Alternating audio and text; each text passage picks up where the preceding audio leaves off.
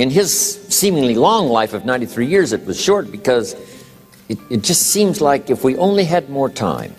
Old Testament gives us a view of some people who lived to be 5, 6, 7, 8, 900 years old. If I have a chance to ask, I will ask, how come we got shortchanged?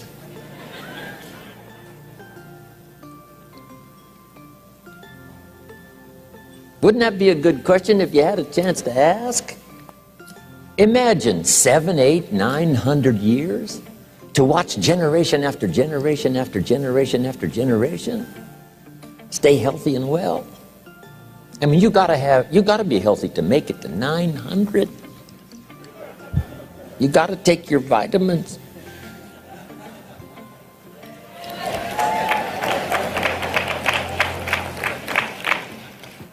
I'm pushing the Bible, I'm pushing vitamins, I'm doing good today. So, the key is time is precious. Now let me give you Bill Bailey's description of time. Life is not just the passing of time. Life is not just the passing of time. Life is a collection of experiences, their frequency,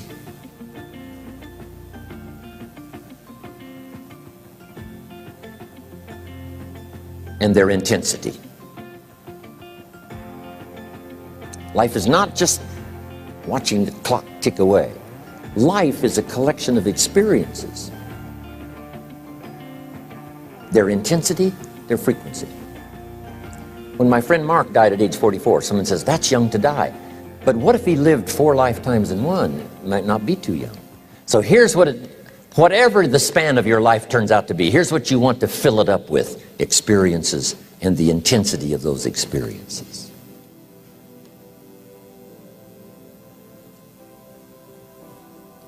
But now let's talk about the management of time. Here's one of the best ones. We covered earlier, when should you start building this hotel? Answer: as soon as you have it finished. Now jot this one down on time management. When should you start the day?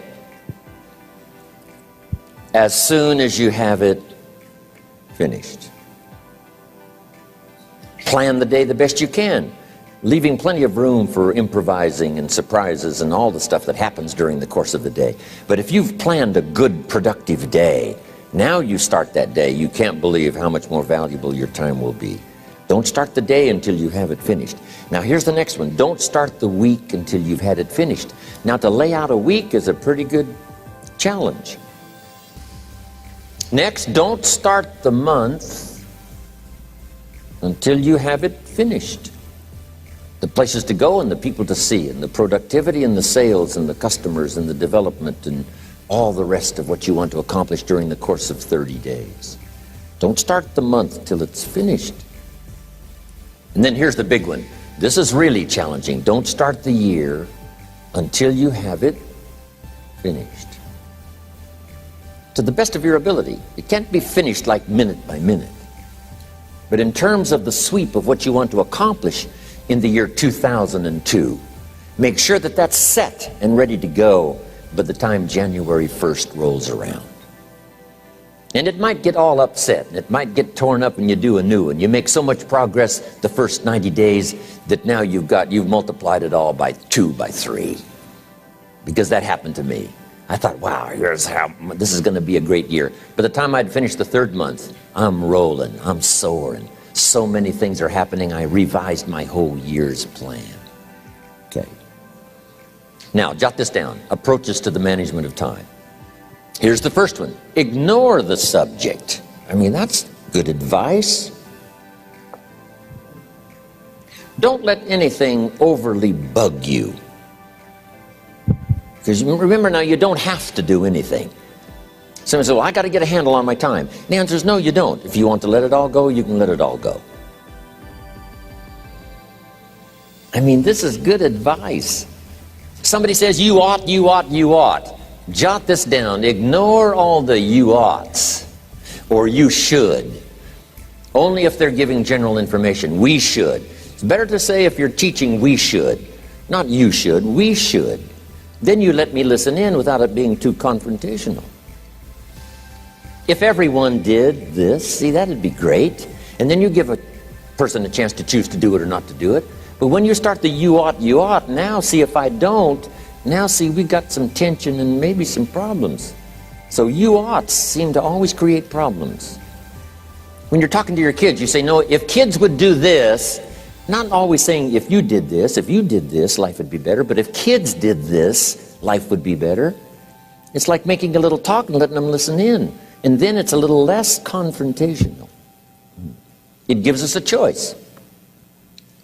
In one of my seminars, here's what I teach. All life form strives to the max of its potential except human beings. All life form strives to the max of its potential except human beings. How tall will a tree grow? As tall as it possibly can. You never heard of a tree growing half as high as it could. No, trees don't grow half. A tree drives its roots as deep as it can, reaches as high as it can, produces every leaf it can, every fruit it possibly can. To the max. Every life form strives to the max, except human beings.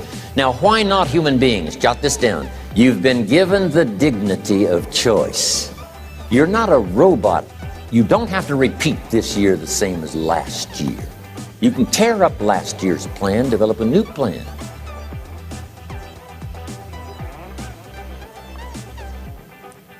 So, the dignity of being a human being. Now, here's the choice on being a human being. To be part of all we were meant to be, or to be all. To strive for all, or half, or part, or some. The choice is up to you. To develop one skill or 10 skills. Someone says, well, I'd be happy with just one more language. Well, some say, hey, I'm going to learn 6 or 7. And this is all a matter of choice. And when someone says, no, you ought to learn 4, you've got to resist all that. Because this is personal dignity. And you don't want to destroy someone's dignity by doing all the oughts, and then they feel reluctant to do it. Now we've got problems. So if you want to, just ignore this subject on time management. Now here's the next one. Step down to something easier.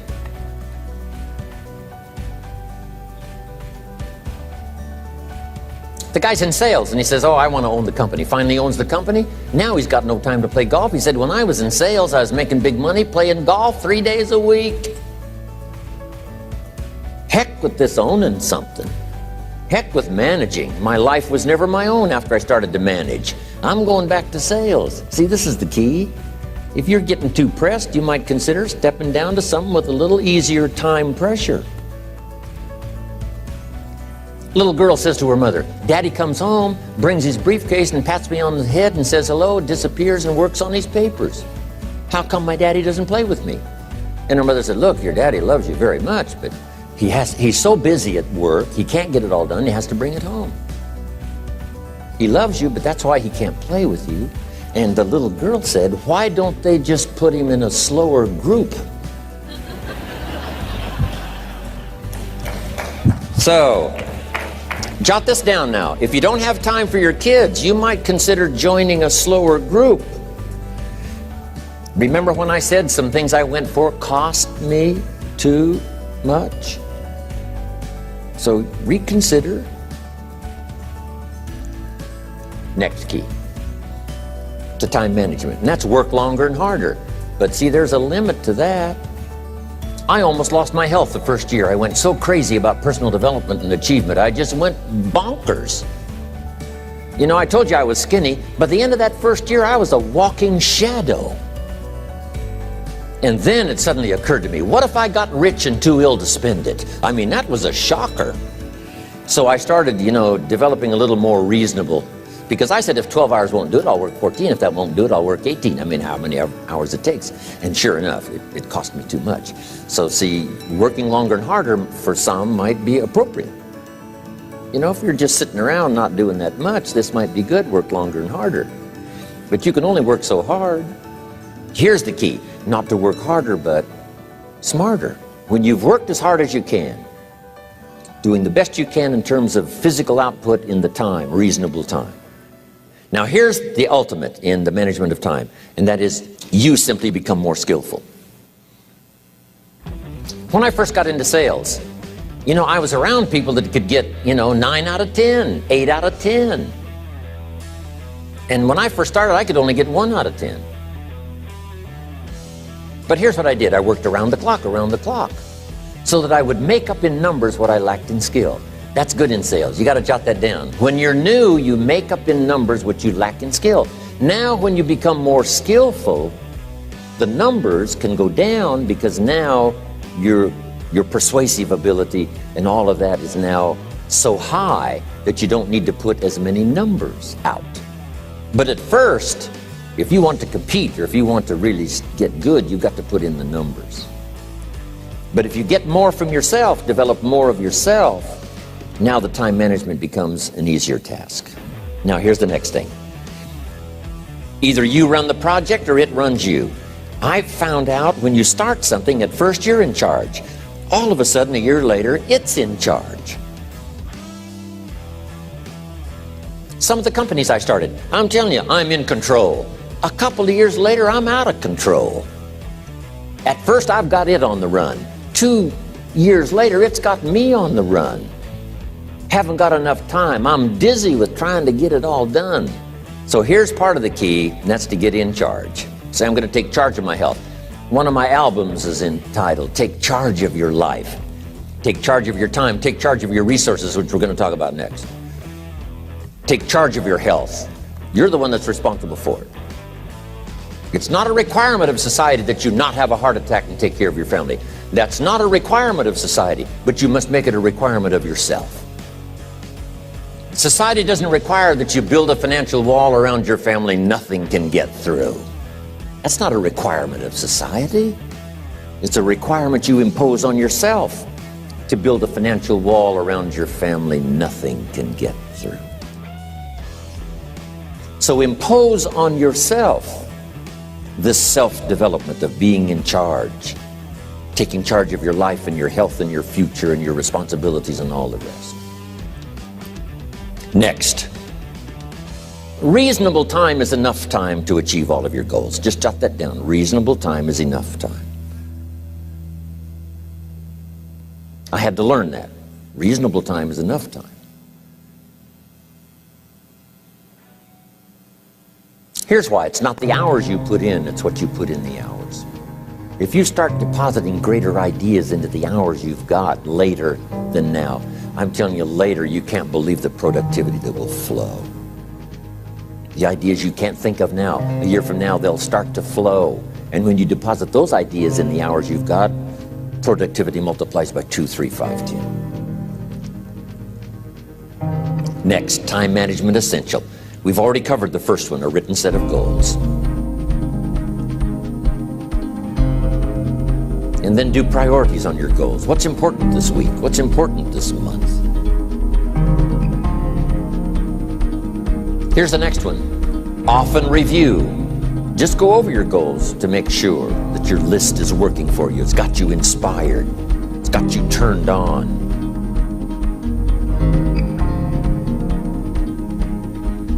Somebody says, how come you're up so early? Say, if you were headed where I'm headed, you'd be up early too. If you were going to meet who I'm going to meet, you'd be up early. If it was going to stack up for you like it's stacking up for me, you'd be getting up early.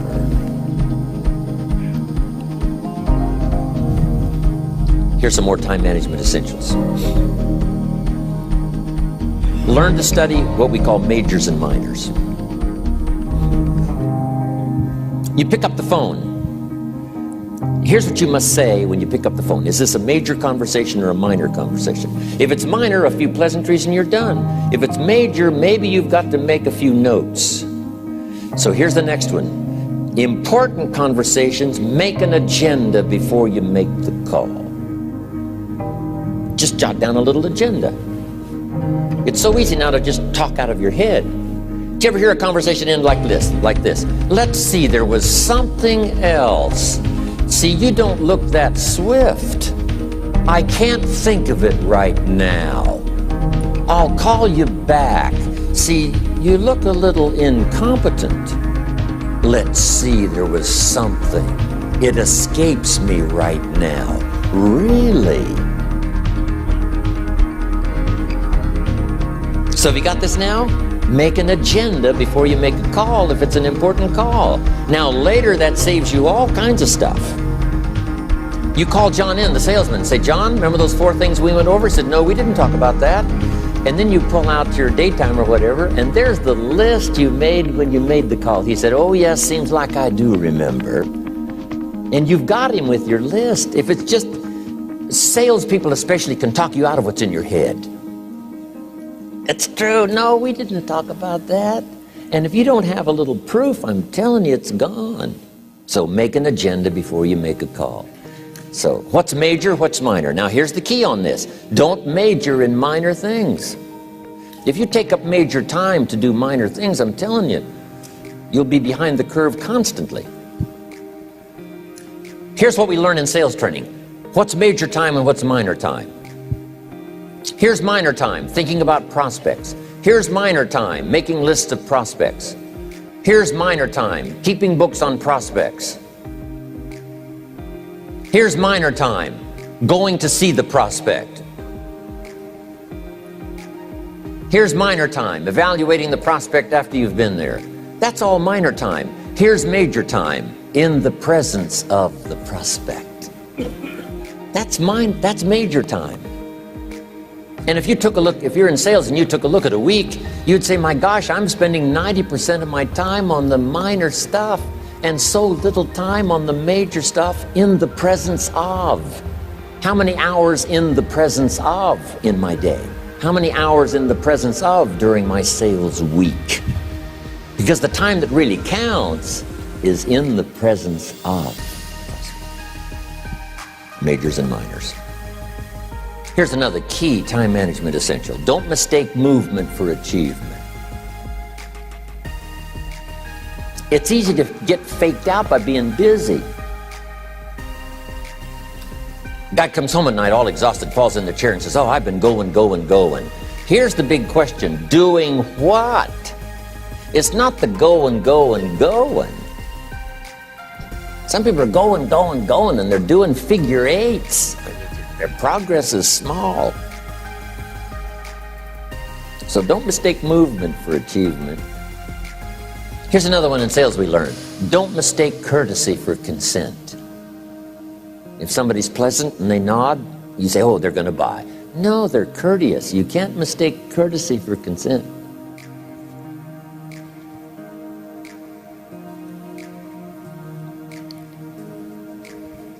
Now here's a big one, concentration. I had to learn this. All those years ago, I'm in the shower trying to compose a letter. Found it turns out to be a strange letter. So here's what I learned to do. Save the work till you get to the office. Save the work till you get to the work. Don't try to get to the office on the way to work.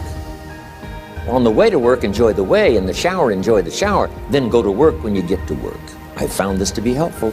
Concentration. Here's another big one. Learn to say no. I'm telling you, in such a social society we have now, it's so easy to try to be a nice person, saying yes to everything. Find yourself overloaded. Now you got to call and make the, well, gosh, you know, all the time it takes to back out of something that you said yes to too quickly. Here's what might be better. I don't think so, but if that changes, I'll call you.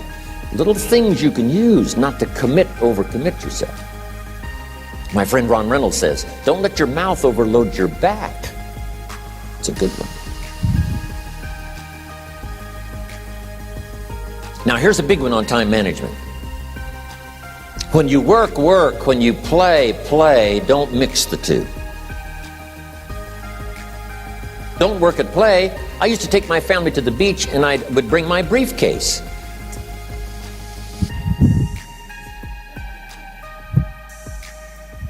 I learned not to do that.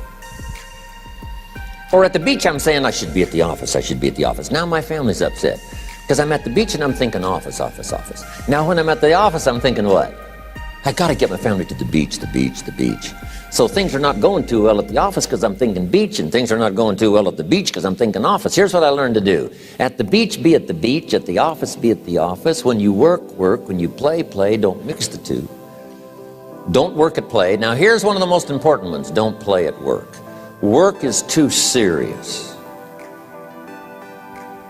You don't want the reputation of being the office joker. It's not a good one. Yes, there's time for some pleasant stories. Yes, there's time for a little humor. Yes, best if it's a happy office, of course.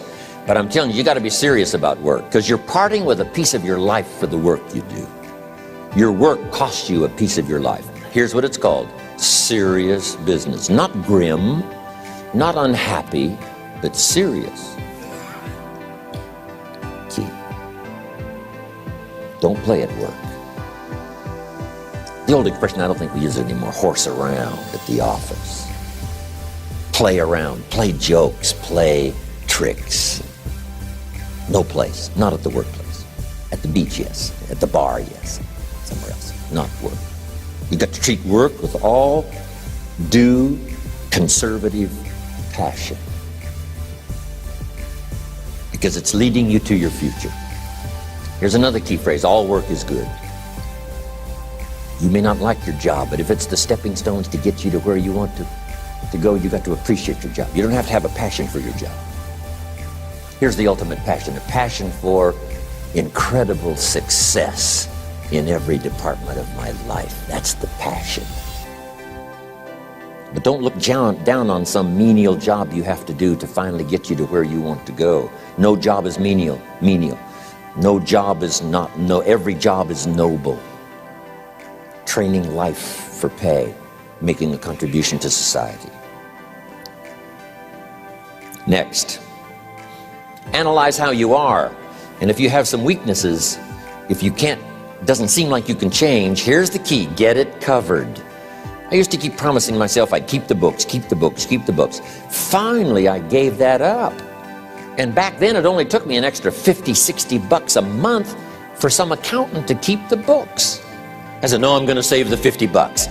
You can't believe what I started losing in productivity because I tried to save the $50. So the key is, a lot of the time you can stay like you are, but just make sure you get it covered. Okay. Next, beware of the telephone and all other systems of communication, especially the telephone at home and systems of communication at home. And here's one of the best lines I've got for you for the weekend: let all communication systems serve you, but don't let them intrude. When it comes time to have dinner with your family, you shut off all systems, unless the ones that can take messages silently. Don't let the phone ring. Don't let anybody intrude, come through the front door nor the back door, nor through the telephone or any other device. So you can't reach John and his family when he's having dinner. The President of the United States couldn't get through.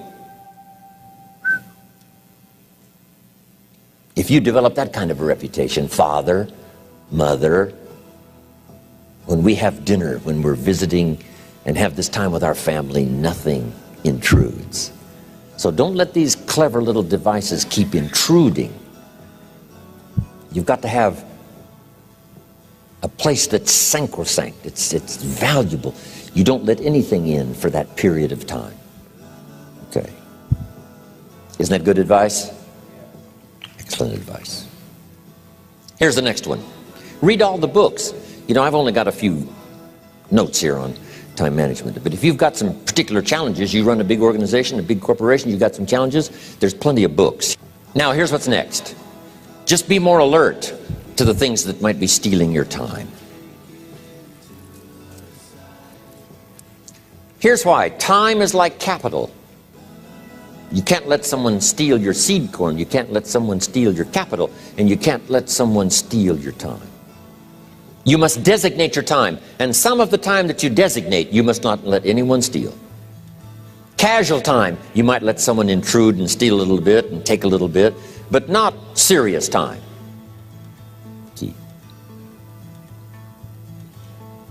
Next, one of the great time management savers is to learn to ask questions up front. Sometimes you talk to somebody for an hour, and then you ask questions and find out if you would have asked those questions up front, you could have saved yourself an hour. Asking questions up front helps you to get to the problem now, But if you just launch into some discourse, you might waste 30 minutes, waste an hour, when here's what you should have been talking about. After you finished an hour, you say, John, what's really the problem? He said, well, it's something personal. See, that's what you should have been talking about this whole hour. Key. Next, learn to think on paper. Now we're going to take a break.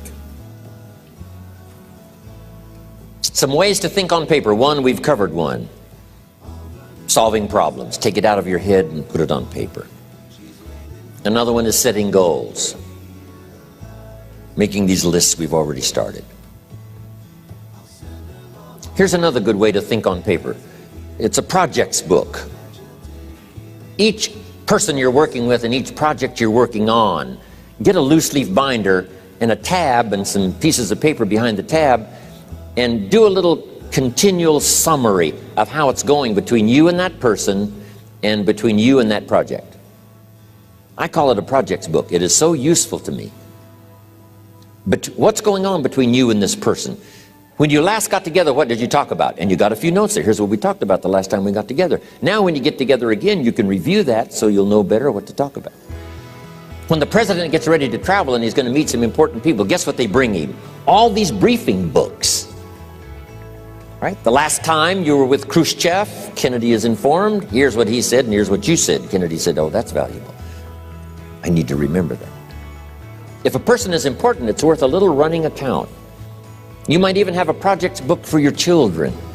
Here's what's happening between me and my child. We've talked about this, and we've talked about this, and we've talked about this. Next, a day timer. Keeping track of all of your appointments. You know, mine is all filled with, when to catch an airplane and when to do a seminar and when to sit down and have a conference, all the rest. Next is a game plan.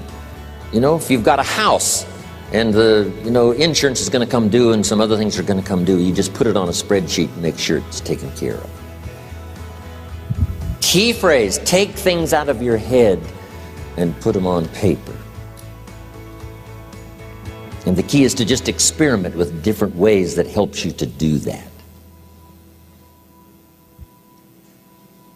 Now here's the last one, thinking on paper, and that's to keep a journal. One of the things I'm known for around the world, have been now for 39, 40 years, is keeping a journal. Now my journal is not it's not necessarily it's not like a diary. It might be part diary. I'm flying over Ireland and I write down a few little things that impress me. Today I met this person. What an extraordinary event. Today I conducted this seminar in Rome. 1,000 people stood up and sang for me. I've got a little bit of a diary in there. But here's what primarily your journal is for. Collecting good ideas. A journal is to collect good ideas on your health, good ideas for your business, good ideas for your future, good ideas for time management. Because I used to take notes on pieces of paper and torn off corners and backs of old envelopes and restaurant placemats. And I threw all this stuff in a drawer. It did not serve me well. I finally learned to get a bound copy, right? And just keep a journal, right? If I was here, I had my journal, I'd be taking notes, right? These 2 days in my journal.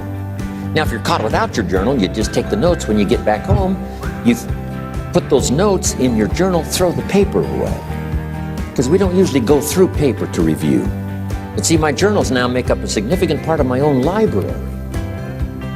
My journal's all reserved privately for my children and my grandchildren. Can you imagine what I've collected over the years? It's unbelievable. There are 3 treasures to leave behind. I think you've already got those notes, right? Here they are. Number 1, your pictures. Don't leave the event unrecorded. It takes only a fraction of a second to say, here's who I was with. When I travel the world, right? We take all these pictures, and here's one of the gifts.